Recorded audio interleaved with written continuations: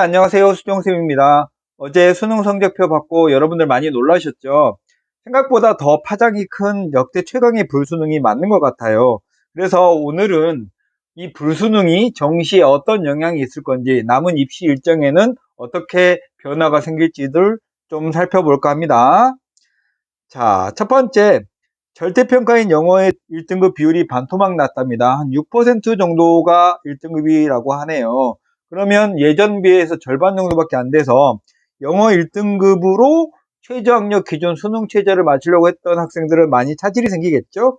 대표적으로 성균관대는 논술의 수능 최저가 영어 2등급이잖아요.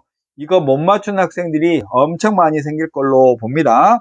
그래서 수시에서 최저가 있는 전형들의 합격 컷이, 예를 들면 금방 말했던 성균관대 같은 경우에는 논술의 합격 컷이 엄청 낮아지겠죠. 왜냐하면 논술에 최저를 맞춘 학생들이 그만큼 적어지면 논술 성적의 합격 컷도 그만큼 낮아질 거라고 예상됩니다. 다른 대부분의 대학들도 영어를 합격 영어로 수능 최저를 맞추려고 했던 학생들은 많이 차질이 생겼을 것 같아요.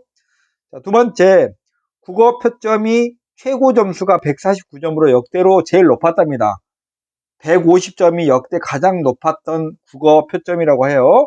수학도 이번에 147점으로 작년보다도 10점 정도가 높아졌다고 해요.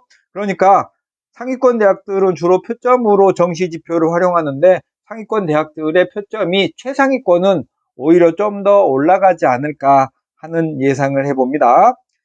세 번째, 아까 말했던 것처럼 수시에 최저학력 기준을 영어로 맞추려고 했던 학생들, 또 혹은 국어나 수학이 이번에 불수능이어서 시험을 생각보다 못 봤던 학생들이 많아질 거라서 수시에서 대학들이 충분하게 원래 예정했던 인원만큼 뽑지 못할 가능성이 생겼어요. 그래서 정시로 이월되는 학생들이 많아질 거라고 생각합니다. 올해는 정시 입결이 이미 하락될 거라고 예상하죠. 자연계열 같은 경우에는 약대의 존재가 그렇죠.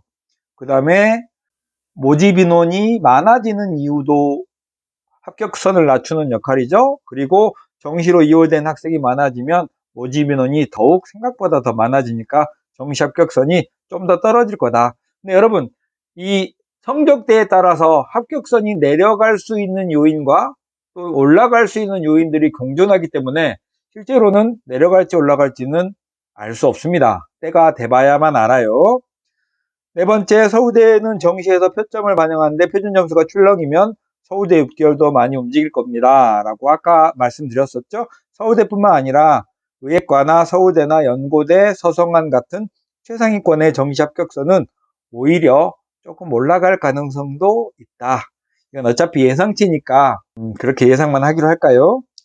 자, 다섯 번째, 1등급의 비율은 확통 선택 학생이 10% 조금 넘고 미적분 기하 선택 학생들이 거의 90%에 가까워요. 미적분 기하는 주로 이과잖아요. 그래서 의예과 등의 최상위권 대학을 못 가는 이과 학생들은 그럼 대학이라도 잘 가보자, 대학의 네임밸류를 선호하는 학생들이 상위권 대학의 문과 계열에 진학할 가능성이 조금 있습니다. 그래서 확통 선택 학생들하고 정시에서 엄청난 경쟁을 벌일 걸로 예상됩니다. 자, 이제 마지막 얘기를 할 건데요. 제가 몇 년 전에 불수능이었던 때의 입시 결과들을 한번 쭉 살펴봤습니다. 최상위권은 그냥 그랬었는데요. 중위권, 중상위권, 중하위권 이렇게 두터운 성적대의 학생들은 불수능이라고 놀라서 하향 안전 지원을 했던 것 같아요. 오히려 너무 겁내서 하향 안전 지원을 하려다 보니까 점수를 많이 남겨가지고 안전하게 지원을 해요. 그리고 합격하잖아요. 그러면 결국 손해잖아요. 우리는 정시에서 자기가 예비 딱 마지막으로 문 닫고 들어가는 그런 걸 꿈꾸잖아요. 좀 쫄리긴 하지만 그런 측면에서 보면 오히려 좀 당당하게 소신 지원하는 것도 좋지 않을까. 근데 이게 정확한 게 성적을 예측할 수 없기 때문에 어느 정도 소신 지원해라 라고 말씀드릴 수는 없습니다만, 배포 있게 소신 지원해 보는 것도 나쁘지 않은 것 같아요. 그때도 그렇게 해서 소신 지원해서 오히려 다른 학생들보다 한 급간, 두 급간 좋은 대학을 선택했던 학생들이 많았던 것 같습니다. 자, 이런 게 위기이면서 또 배짱 있는 학생에게는 기회가 될 수도 있다는 생각이 듭니다. 자, 오늘은 불수능의 여파에 대해서 이렇게 말씀 정리하기로 하고 구독, 좋아요, 알림 설정 꼭 부탁합니다. 안녕히 계세요.